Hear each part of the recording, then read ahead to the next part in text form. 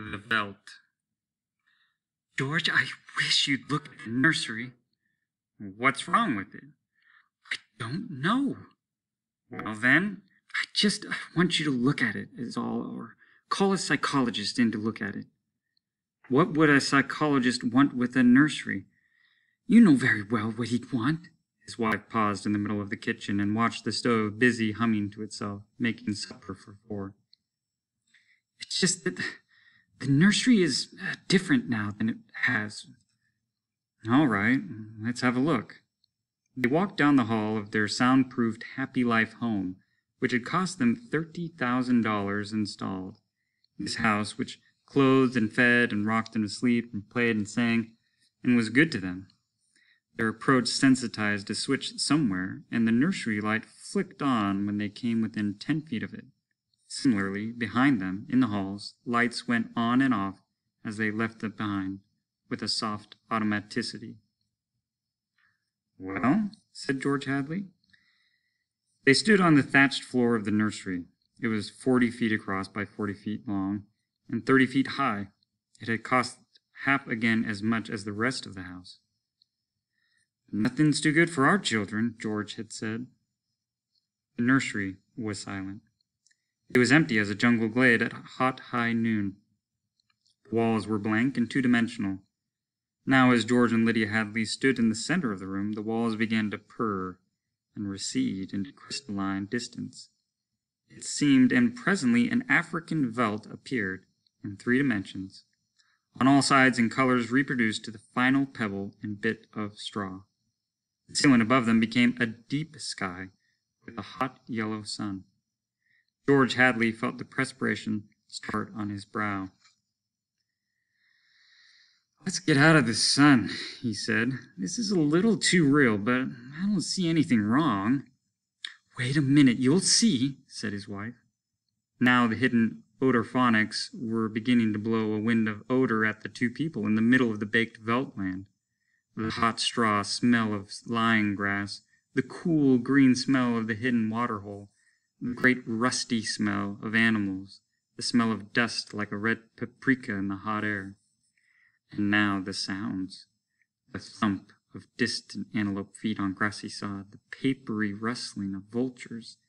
A shadow passed through the sky. The shadow flickered on George Hadley's upturned, sweaty face. Filthy creatures, he heard his wife say. Vultures? You see, there are the lions far over that way. Now they're on their way to the water hole. They've just been eating, said Lydia. I don't know what. Some animal, George Hadley put his hand up to shield off the burning light from his squinted eyes. A zebra or a baby giraffe, maybe. Are you sure? His wife sounded peculiarly tense. No, it's a little late to be sure, he said, amused. Nothing over there that I can see but clean bone, and the vultures dropping for what's left. Did you hear that scream? She asked. No. About a minute ago. Sorry, no. The lions were coming. And again George Hadley was filled with admiration for the mechanical genius who had conceived this room. A miracle of efficiency selling for an absurdly low price. Every home should have one. Oh, occasionally they frightened you with their clinical accuracy. They startled you, gave you a twinge. But most of the time, what fun for everyone. Not only for your own son and daughter, but for yourself when you felt like a quick jaunt to a foreign land, a quick change of scenery. Well, here it was. And here were the lions now, 15 feet away, so real, so feverishly and startlingly real that you could feel the prickling fur on your hand, and your mouth was stuffed with the dusty upholstery smell of their heated pelts, and the yellow of them was in your eyes, like the yellow of an exquisite French tapestry, the yellows of lions and summer grass, and the sound of the matted lion lungs exhaling on the silent noontide, and the smell of meat from the panting, dripping mouths. The lion stood looking at George and Lydia Hadley with terrible, green-yellow eyes. Watch out! Screamed Lydia. The lions came running at them. Lydia bolted and ran. Instinctively, George sprang after her. Outside in the hall, with the door slammed, he was laughing and she was crying. and they both stood appalled at the other's reaction. "George! Lydia! Oh, my dear, poor, sweet Lydia! They almost got us. Walls, Lydia, remember? Crystal walls, that's all they are. Oh, they look real, I must admit. Africa in your parlor, but it's all dimensional, super reactionary, super sensitive color film and mental tape film behind glass screens. It's all odorphonics and sonics. Lydia, here's my handkerchief." "I'm afraid." She came to him and put her body against him and cried steadily. "Did you see? Did you feel? It's too real." "Now, Lydia, you've got to tell Wendy and Peter not to read any more on Africa." Of course, he patted her. "Promise?" "Sure. And lock the nursery for a few days until I get my nerves settled." You know how difficult Peter is about that. When I punished him a month ago by locking the nursery for even a few hours, the tantrum he threw, and Wendy too, they live for the nursery. It's got to be locked. That's all there is to it. All right. Reluctantly, he locked the huge door. "You've been working too hard. You need a rest." I don't know, she said, blowing her nose, sitting down in a chair that immediately began to rock and comfort her. "Maybe I don't have enough to do. Maybe I have time to think too much. Why don't we shut the whole house off for a few days and take a vacation?" "You mean you want to fry my eggs for me?" "Yes," she nodded. "And darn my socks?" "Yes," a frantic, watery-eyed nodding. "And sweep the house?" Yes, oh yes. But I thought that's why we bought this house, so we wouldn't have to do anything." "Well, that's just it. I feel like I don't belong here. The house is wife and mother now and nursemaid. Can I compete with an African Veldt? Can I give a bath and scrub the children as efficiently or quickly as the automatic scrub bath can? I can't. And it isn't just me. It's you. You've been awfully nervous lately." "I suppose I have been smoking too much." "You look as if you didn't know what to do with yourself in this house either. You smoke a little more every morning and drink a little more every afternoon and need a little more sedative every night. You're beginning to feel unnecessary too." "Am I?" He paused and tried to feel into himself to see what really was there. "Oh, George," she looked at him, at the nursery door. "Those lions can't get out of there, can they?" He looked at the door and saw it tremble as if something had just jumped against it from the other side. "Of course not," he said.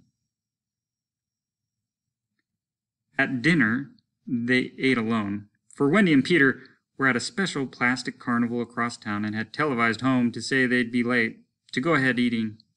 So George Hadley, bemused, sat watching the dining room table produce warm dishes of food from its mechanical interior. "We forgot the ketchup," he said. "Sorry," said a small voice within the table, and the ketchup appeared. As for the nursery, thought George Hadley, it won't hurt for the children to be locked out of it a while. Too much of anything isn't good for anyone, and it was clearly indicated that the children had been spending a little too much time on Africa. That sun! He could feel it on his neck, still, like a hot paw. And the lions? And the smell of blood? Remarkable how the nursery caught the telepathic emanations of the children's minds and created life to fill their every desire. The children thought lions, and there were lions. The children thought zebras, and there were zebras. Sun, giraffes, giraffes, death, and death. At last, he chewed tastelessly on the meat that the table had cut for him. Death thoughts. They were awfully young, Wendy and Peter, for death thoughts. Or, nah, you were never too young, really. Long before you knew what death was, you were wishing it on someone else. When you were 2 years old, you were shooting people with cap pistols. But this, the long, hot African Veldt, the awful death in the jaws of a lion, and repeated again and again. "Where are you going?" He didn't answer Lydia. Preoccupied, he let the lights glow softly on ahead of him, extinguished behind him as he padded to the nursery door. He listened against it. Far away, a lion roared. He unlocked the door and opened it. Just before he stepped inside, he heard a faraway scream, and then another roar from the lions, which subsided quickly. He stepped into Africa. How many times in the last year had he opened the door and found Wonderland, Alice, the Mock Turtle, or Aladdin and his magical lamp, or Jack Pumpkin of Oz, or Dr. Dolittle, or the cow jumping over a very real appearing moon. All the delightful contraptions of a make-believe world.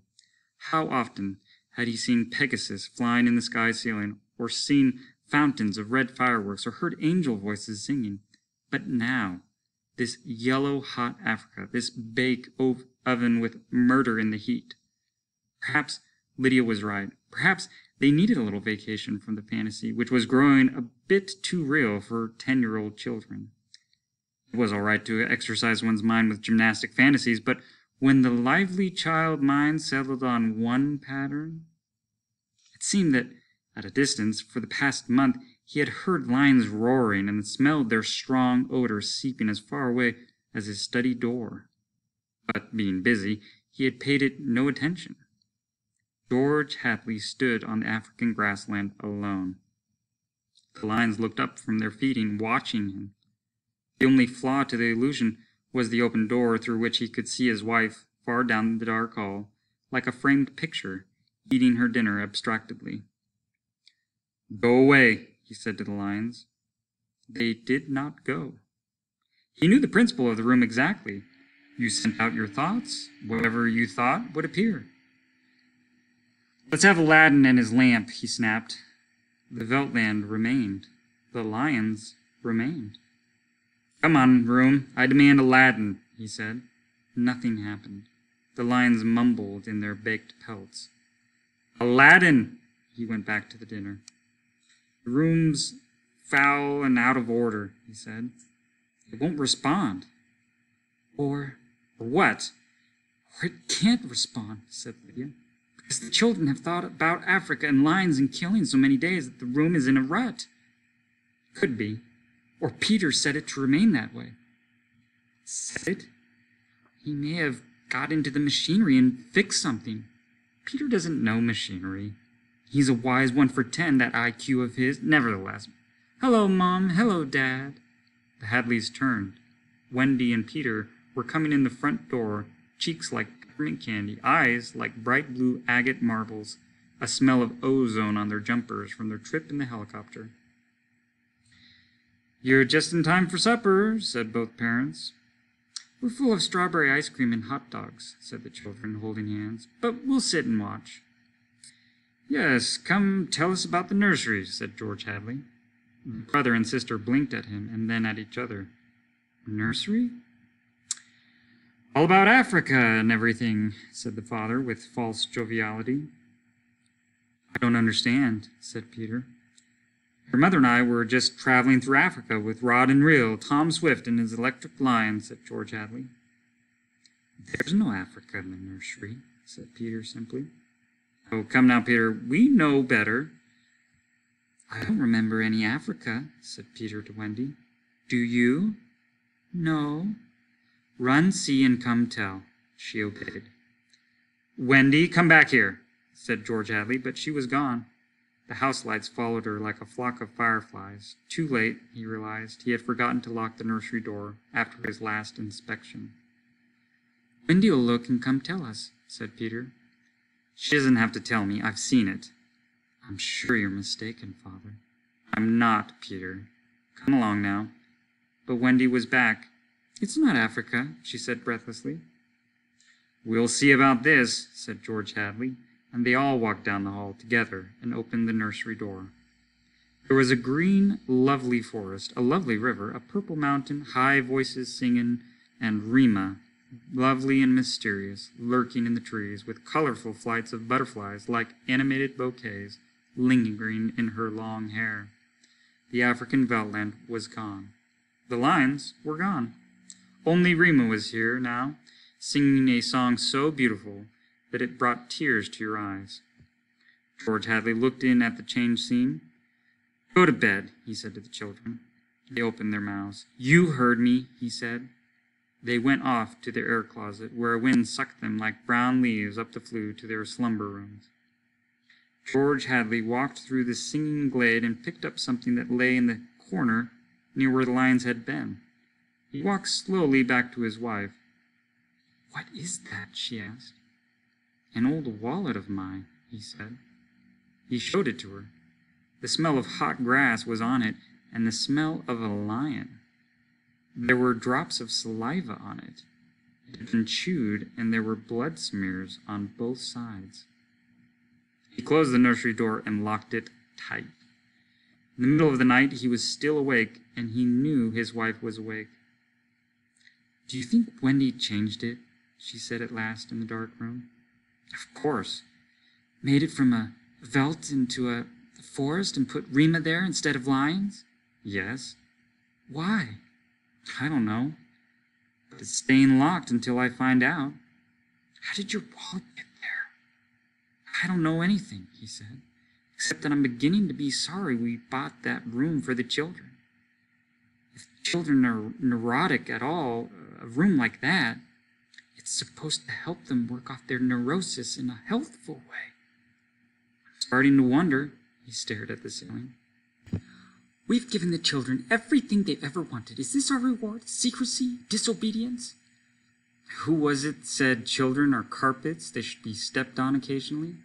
I mean, we've never lifted a hand. They're insufferable. Let's admit it. They come and go when they like. They treat us as if we were offspring. They're spoiled, and we're spoiled. They've been acting funny since you forbade them to take the rocket to New York a few months ago. They're not old enough to do that alone, I explained. Nevertheless, I've noticed they've been decidedly cruel toward us since. I think I'll have David and McLean come tomorrow to have a look at Africa. But it's not Africa now, it's Green Mansion's country in Rima. I have a feeling it'll be Africa again before then." A moment later, they heard the screams. 2 screams. 2 people screaming from downstairs. And then a roar of lions. "Wendy and Peter aren't in their rooms," said his wife. He lay in his bed with his beating heart. "No," he said. "They've broken into the nursery." "Those screams, they sound familiar." "Do they?" "Yes, awfully." And although their beds tried very hard, the 2 adults couldn't be rocked to sleep for another hour. The smell of cats was in the night air. "Father," said Peter. "Yes?" Peter looked at his shoes. He never looked at his father anymore, nor at his mother. "You aren't going to lock up the nursery for good, are you?" "That all depends." "On what?" snapped Peter. "On you and your sister. If you intersperse this Africa with a little variety of Sweden, perhaps, or Denmark, or China, I thought we were free to play as we wished." "You are, within reasonable bounds. What's wrong with Africa, Father?" "Oh, so now you admit that you have been conjuring up Africa, do you?" "I wouldn't want the nursery locked up," said Peter coldly. "Ever. Matter of fact, we're thinking of turning the whole house off for about a month.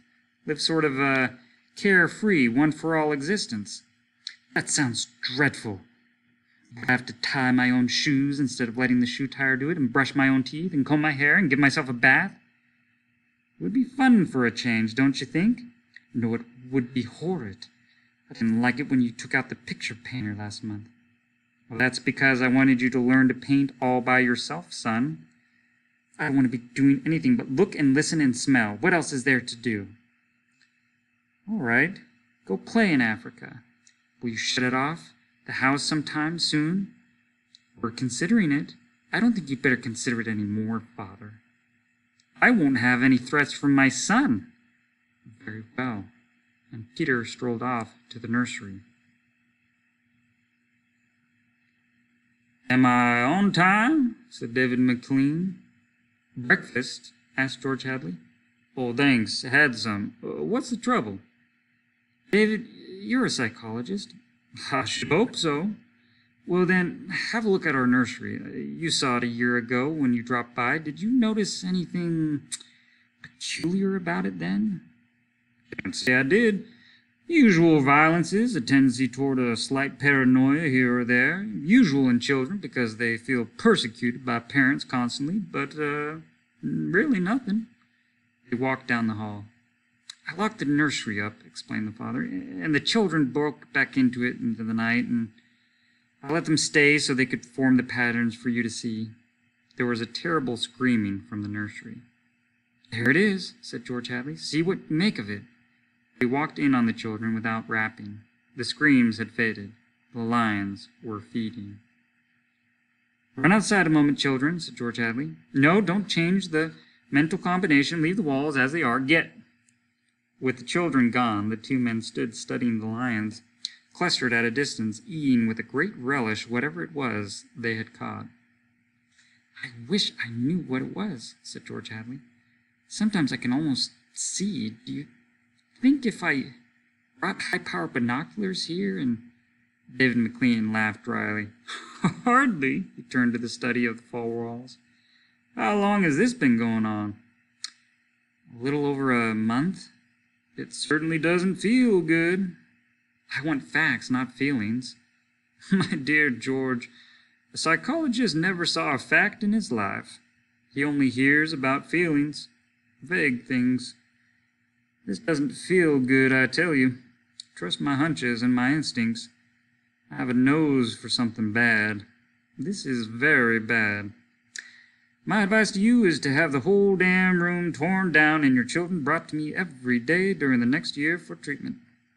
Is it that bad? I'm afraid so.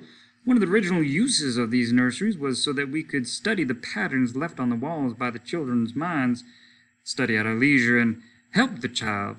In this case, however, the room has become a channel toward destructive thoughts instead of a release away from them. Didn't you sense it before? I sensed only that you had spoiled your children more than most, and now you're letting them down in some way. What way? I wouldn't let them go to New York. What else? I've taken a few machines from the house and threatened them a month ago with closing up the nursery unless they did their homework. I did close it up for a few days to show I meant business. Ah! Does that mean anything? Everything. Where before they had a Santa Claus, now they have a Scrooge. Children prefer Santas. You've let this room and this house replace you and your wife and your children's affections. This room is their mother and father, far more important in their lives than their real parents. And now you come along and want to shut it off. No wonder there's hatred here.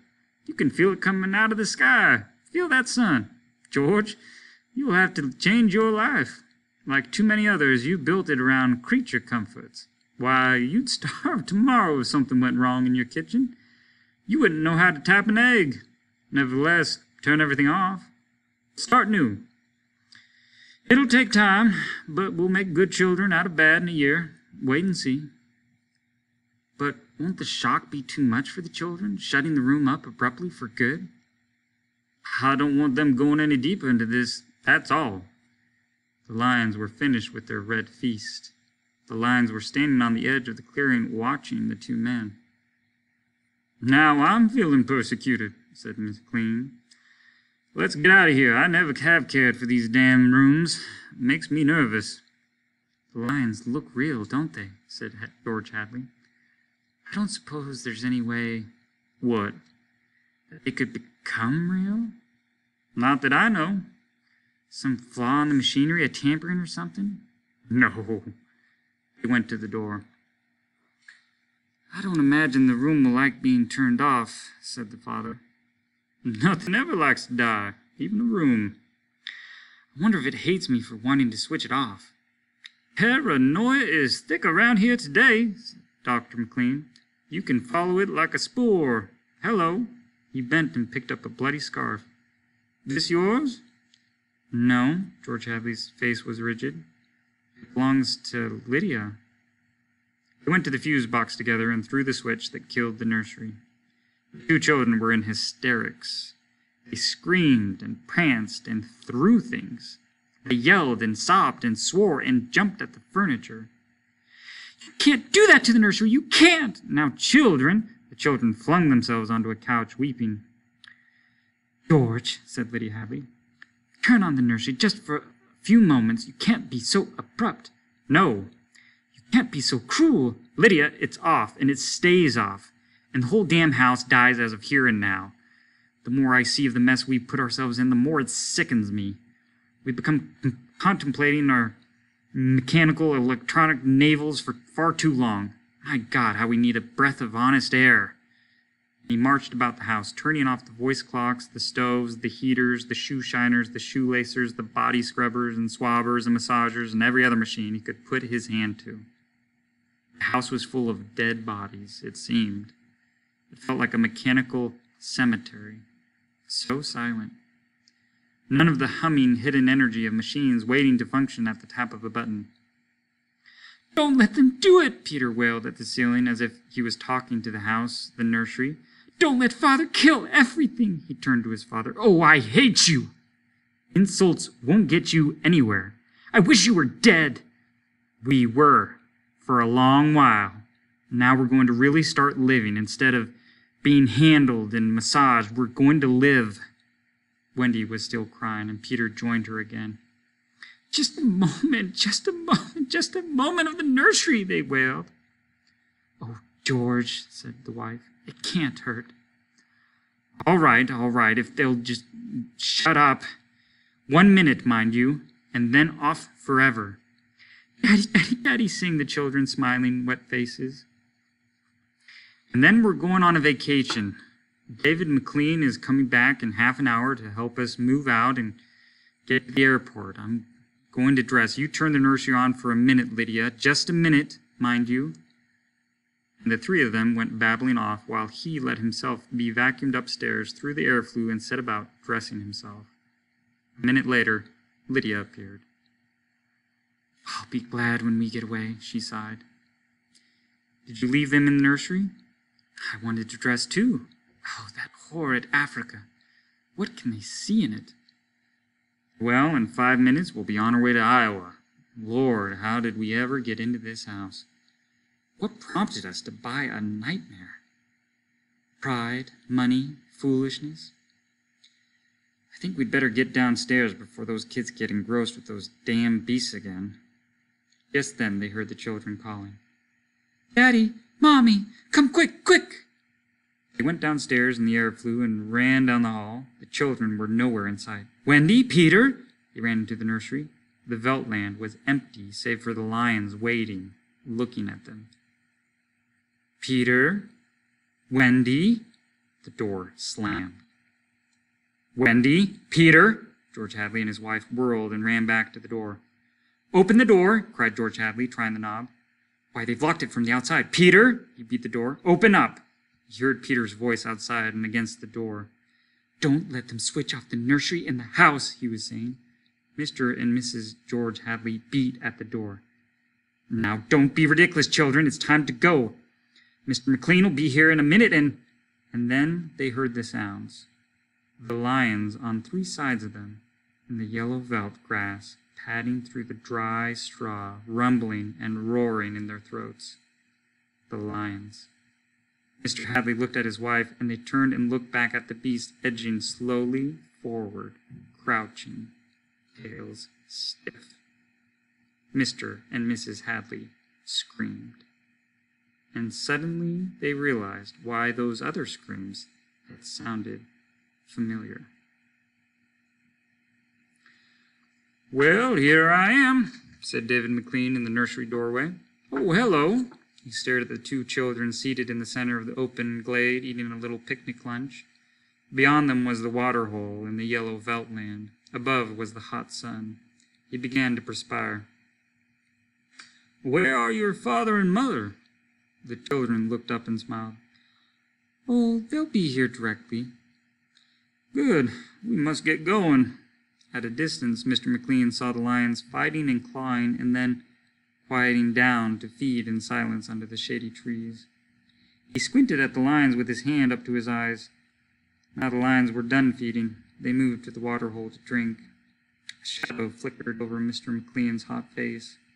Many shadows flickered. The vultures were dropping down the blazing sky. "A cup of tea?" asked Wendy in the silence. The Illustrated Man shifted in his sleep. He turned, and each time he turned, another picture came to view. coloring his back, his arm, his wrist. He flung a hand over the dry night grass, the fingers uncurled, and there upon his palm another illustration stirred to life. He twisted, and on his chest was an empty space of stars and blackness.